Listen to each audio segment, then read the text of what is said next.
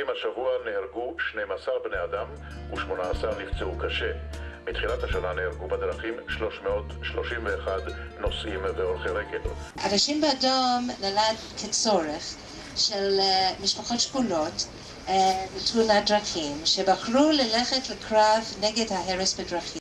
עמותת אנשים באדום יצאה לדרך ב-1997 ומאז אינה מפסיקה לפעול בכל הערוצים האפשריים.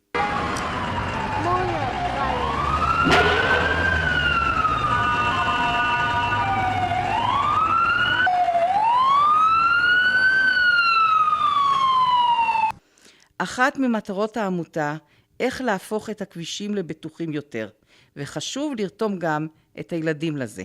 העמותה עד הכנסת הגיעה, לא שקטה, עד שיצאו וחוקים חדשים בידיהם. אנשים באדום שבאו לדבר, הם מדברים על הנושא עצמו, שהנושא בוער בעצמותיהם. העצומה אנחנו מתכננים להגיע לירושלים, יכול להיות בתהלוכת רכבים, ונעביר את זה לשר המשפטים, לשר התחבורה, לפרקליטות.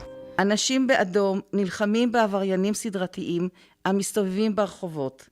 הם נרתמים נגד עונשים קלים לעבירות קשות. נהיגה תחת שכרות, נהיגה בהשפעת סמים, אי ציות לרמזור אדום, והשכיח מכולם, אי ציות לתמרור עצור. בזכות הפעילות של העמותה, ביחד עם המתנדבים הרבים שכולם מתנדבים בעמותה, הן בתחום החינוך, הן בתחום האכיפה, ובעיקר בתחום הרגולציה, החקיקה והמשפט,